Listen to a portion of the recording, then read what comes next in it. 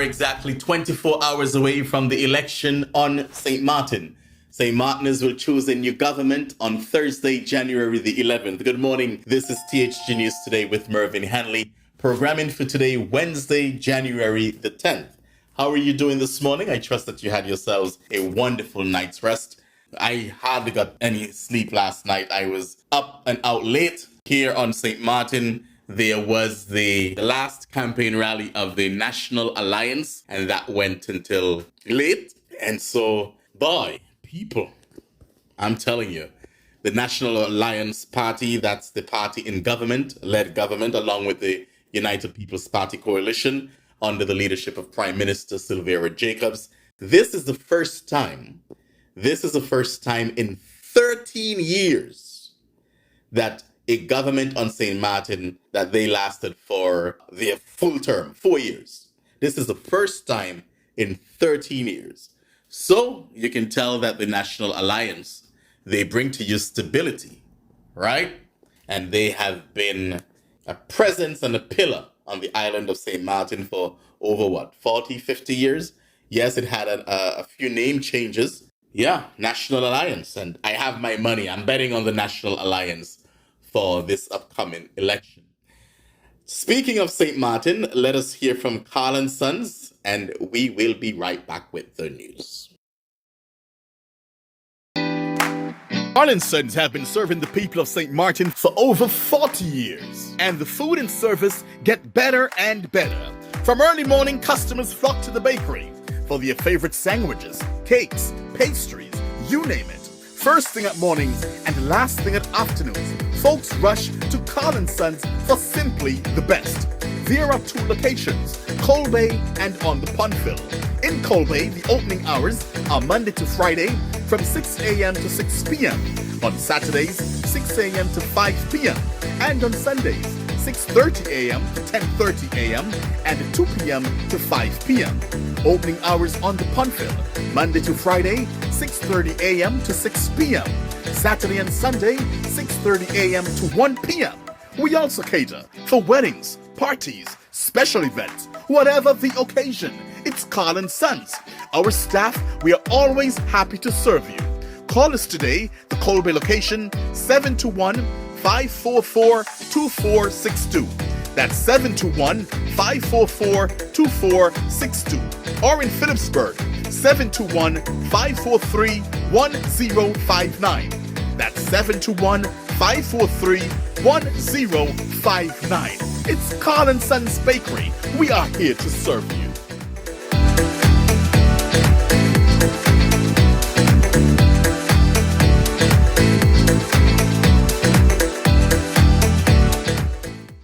Now we're back with the news out of the British Virgin Islands. I should have started with St. Martin, right? But let me speak with the British Virgin Islands because a lot's happening there in the British Virgin Islands. And, you know, I feel for the current Premier, Natalia Wheatley. This is regarding a dirty cop, Commissioner of Police. The Premier of the British Virgin Islands, the Honourable Dr. Natalia Wheatley, indicated that he will lobby for Police Commissioner Mark Collins to proceed on administrative leave pending an investigation into his alleged misconduct in office. Collins was accused by dozens of officers of the Royal Virgin Islands Police Force of unfair practices, resulting in a petition that calls for his removal from office over alleged abuse of power. Not only the alleged abuse of power, you know, he's also under investigation for an alleged email that was sent out about destroying evidence or something of that nature. But we'll talk more about that. But let me continue with this statement. Governor John Rankin said he launched an inquiry into the allegations mounted against Commissioner Collins and assured residents that once that review has been completed and any findings or recommendations have been made, he will make them available to the public. Premier Wheatley, in the meantime, said he wants the appropriate protocols to be followed under the circumstances, as is done with other members of the public service. Obviously, I would lobby for what is fair and what is right. Premier Wheatley told reporters, if it's fair and if it's right under the existing protocols for when someone is being investigated, for them to go on administrative leave, I certainly would advocate for that. The Premier said that he will ask many questions when members of the National Security Council meet to decide the way forward. The Premier, Police Commissioner, and Governor Rankin all sit on the National Security Council. So how can you have a National Security Council and you guys have to make decisions, and the said Commissioner of Police that you're investigating sits on the National Council? How can you? This British guy, let me stop calling him British. This white cop, Commissioner of Police, sits on the National Council where they have to make decisions, but they are also investigating him.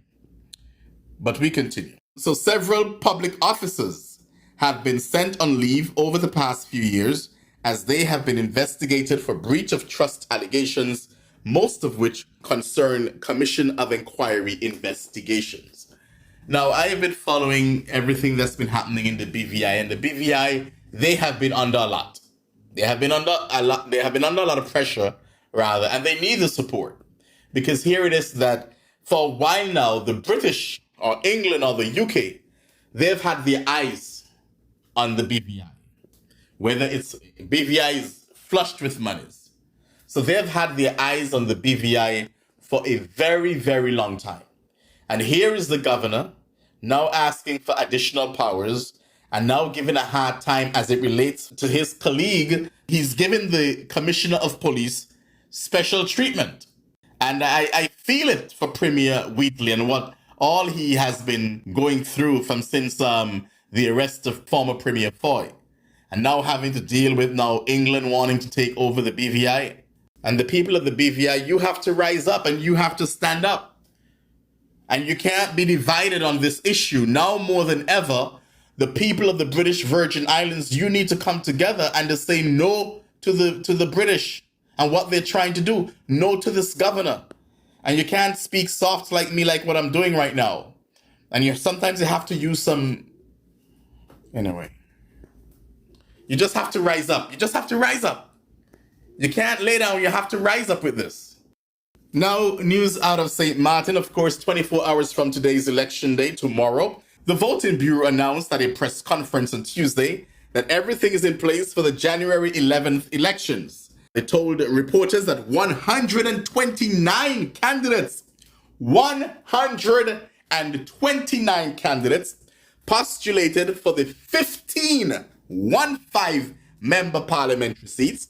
These candidates postulated on 8 slates. Tacklin said, that's the spokesperson, said that this election will be the first election where the curtains will be removed from booths at the polling stations.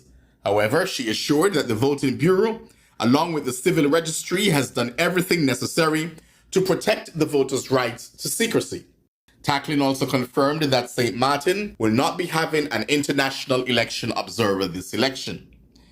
Head of the Civil Registry, Kathy Snyder, announced that voting cards will be available at government building on election day for pickup.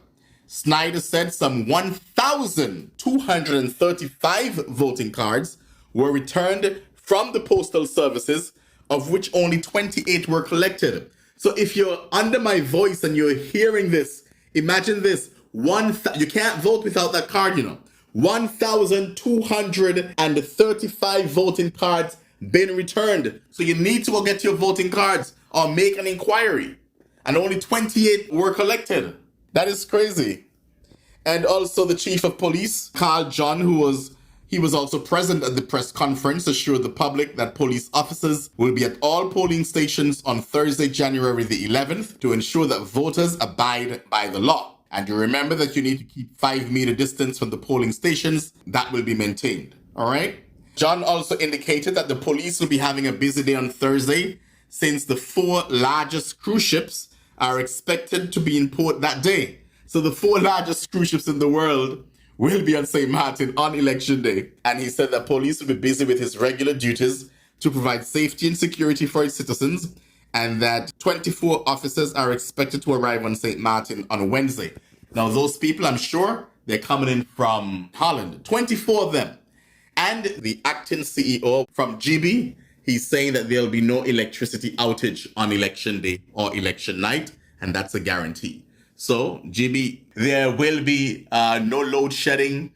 Power will be fine on election day.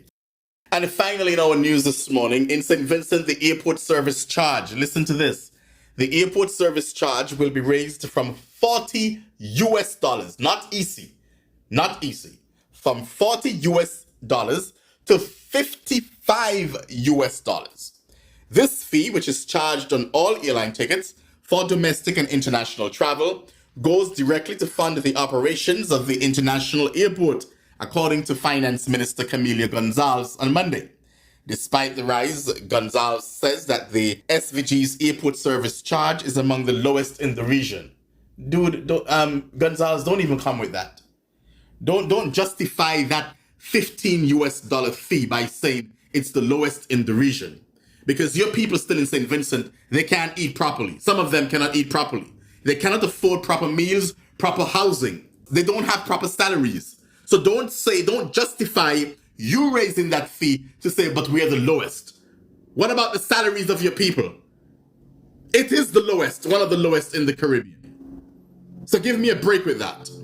You're probably hearing an airplane close by flying low. That's how it is early in the morning around where I am at when I'm not in the studios. And we have to use, because we're covering the St. Maarten election, so we're giving it to you the real and raw way, unedited way here at THG News Today. But you know, I get upset and I get, passionate when I hear politicians, when they try to raise taxes on the people. And when you raise the taxes on the people, then you have this way of saying, but it is still the lowest in other Caribbean islands. We don't give a hoot what it is in other Caribbean islands. It's about the island where your people are suffering, where they cannot take it anymore. Because imagine you just announced a few minutes before that. You're increasing the minimum wage. But in the same breath, you now start to talk about other increases that you're making. Vehicle inspection or licensing increased in the St. Vincent and the Grenadines. Then you have the airport service charge fees. And then there was also another increase in some kind of tax. I mean, come on. So you made that increase in the minimum wage, but it did nothing when you're also increasing everything else. I mean, politicians have to understand. I don't understand. And these politicians, these ministers of government, because they get their salaries, when they travel, they get per diem, sometimes $200 and $300 US dollars per day. That doesn't have to do with anything for hotel accommodation and airline tickets or anything like that. That's just their monies. They get that. They get housing allowance. They get transportation allowance. They get telephone allowance. They get constituency allowance. So they get all these allowances, which can add up to another full salary of what they're getting. But you don't give a damn about your people. So all you do, you raise these taxes and you guys must pay. If you don't pay, then do without. I mean, we're tired of these new breed of politicians. Some of them, not even the new ones, the old ones rather. We're tired of you. These old politicians, they just need to go. St. Vincent and the Grenadines, you need to do something about that government. Ralph Gonzalez and his son, they need to go. Simple. That's a topic for another day. Do join me again tomorrow morning for a similar presentation of THG News Today with Mervyn Hanley. Have a good one, folks.